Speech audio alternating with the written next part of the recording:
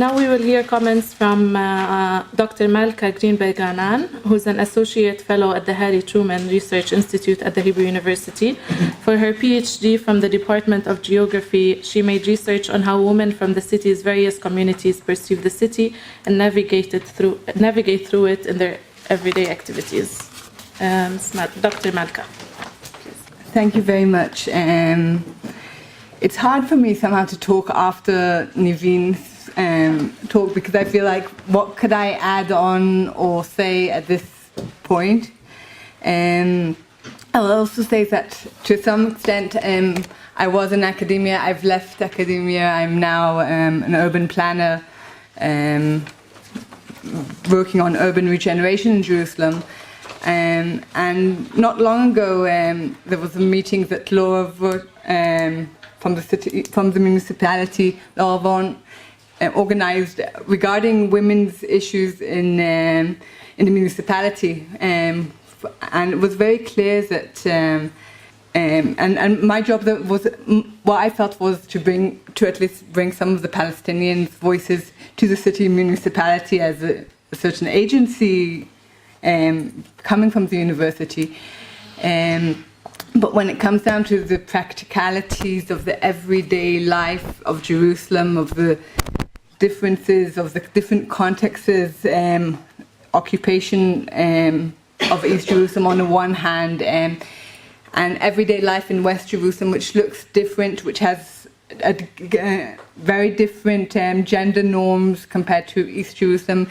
It's looking from that perspective and looking at the questionnaire and the survey that comes out, it for me raises mainly questions regarding what questions do we ask, and how are they approached? What if we are talking about economic issues, or if we're talking about safety issues, and to what extent do surveys really tell the truth? Or I'm much more of a qualitative researcher.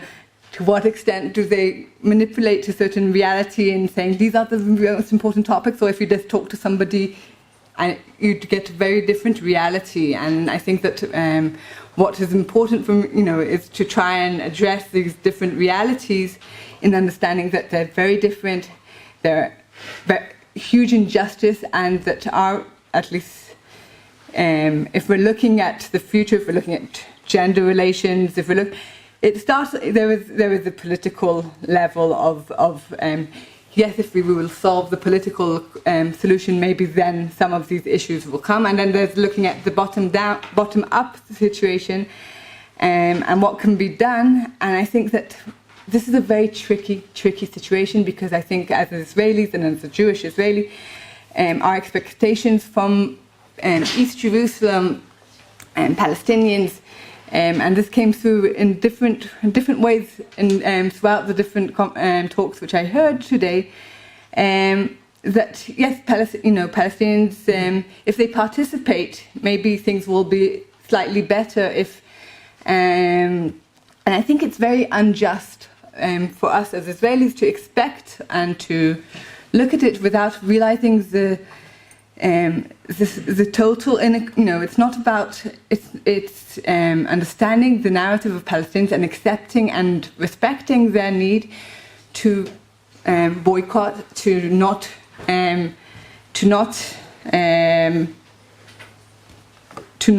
participate, to have a very clear political stand on one hand, and to respect that as much as we're trying at the same time to create a difference, a change. And this is a very sort of complex situation, and it comes down, I would say, to an example of my daughter's playing a football in the Jerusalem neighborhood league, which exists in Jerusalem. It happens in all. It's a coexistent community project that Hapoel Yerushalayim started a few years ago. Where girls and boys in schools from East Jerusalem and West Jerusalem are coached in football and play football throughout the week, and then once a month they meet, the Israelis and Palestinians, and play football together. And for me, I send my daughters there, and I'm very happy and very supportive of this project because this is a crucial everyday encounter of my kids with Palestinians. It happens not enough. There's a Palestinian teacher in a school, but that's not enough. We do not know.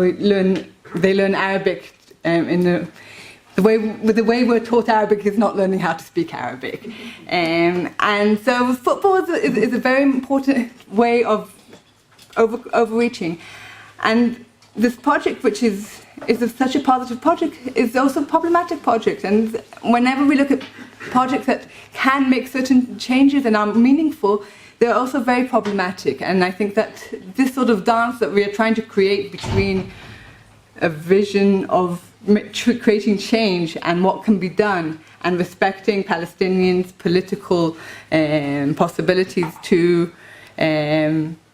of self-identity, of negating Israeli occupation, is something that one needs to be careful. And I want to move back into what I did in my research, which was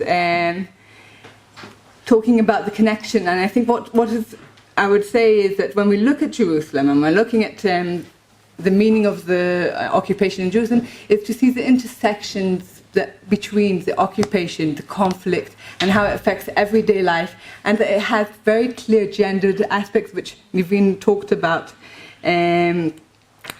For example, Palestinian women said in interviews that they decided to study in an Israeli university because their parents did not want them coming back late at night through the checkpoint. And we could see how there is a gender, there's an aspect of people wanting to study in an Israeli university because it will help their mobility within the Jerusalem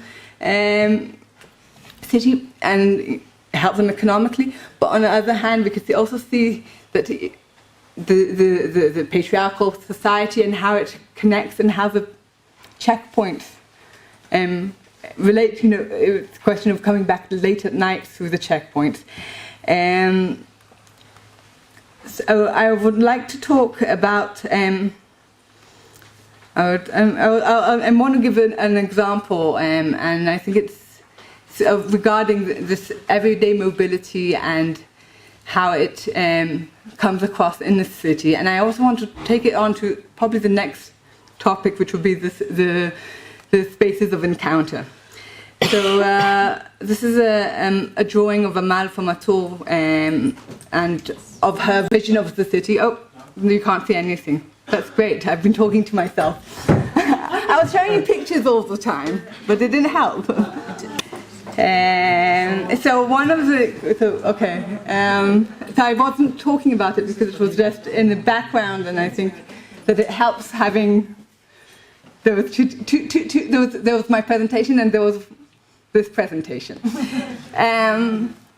But here, this was a vision, this was an everyday life of Amal, who lives in Atul, who studies in West Jerusalem, and she said when she drew, this is her Jerusalem, I deliberately made it complex to show how I suffer in order to reach my goals. This everyday movement in the buses, through the transportation from West Jerusalem to East Jerusalem. And in my research, I looked at how people perceive cities, what were safe places, what were places of belonging. I asked them to map out their feelings of belonging and safety across the city. And I gave them GPSs. 1984, I tracked the actual movements of Palestinian and Israeli women in the city. And you could see over here, this is Atul neighborhood. Can you see? No. Atul neighborhood over here. On the right, in green, the black is the GPS movement across a week of this woman. And the colors are her sense of belonging in the city. And you can see that most of the city is not a city where she feels a sense of belonging to at all. You could see a movement to West Jerusalem, to a college which is in orange over there. You could see the old city is a green area over here. And I think what I would say, and if we're looking at power relations and how they sort of can be very, very manipulated into maps, On the right is a map of a Jewish Israeli woman and her perception of the city and her everyday movement throughout her week. And on the left is another Palestinian woman, living in Sharafat.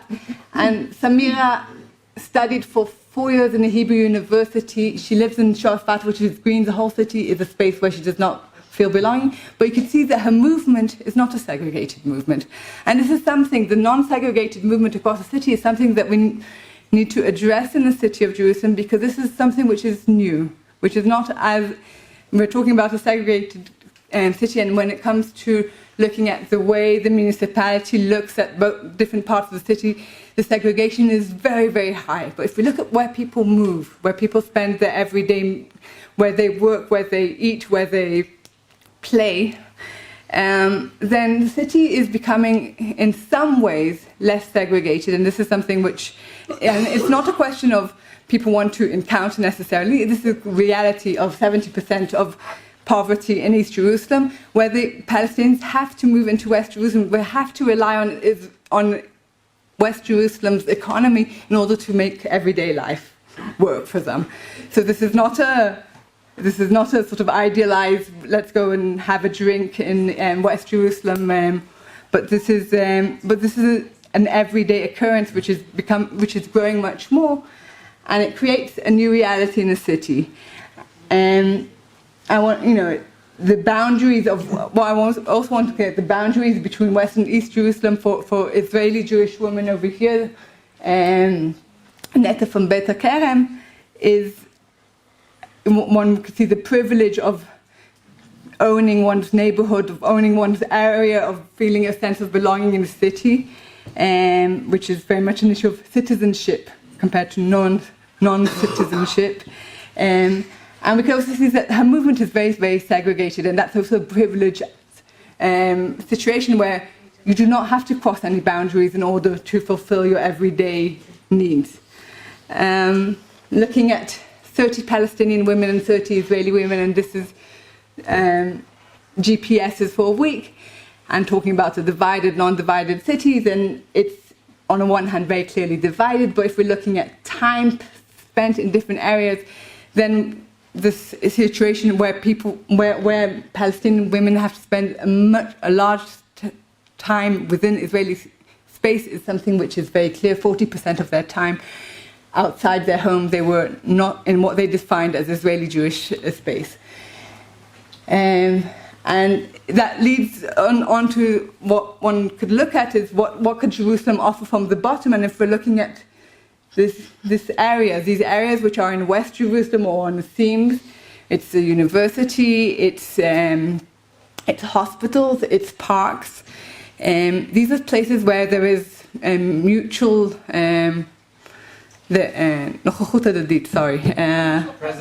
mutual presence of Palestinians and Israelis. And I do not want to romanticize these areas, but these are the potentials for planners, for civil society to start talking about what language is the entrance to every place. To what extent are we welcoming to Palestinians who are using these areas? In what way can we improve facilities there to welcome everybody who comes there? And I think that's the role that we have within the situation from bottom up. No one disagrees, but that's okay. And on that note, I would like to finish, right? Yeah, 1 minute. I have 1 minute. What? You can start with questions, exactly. Thank you.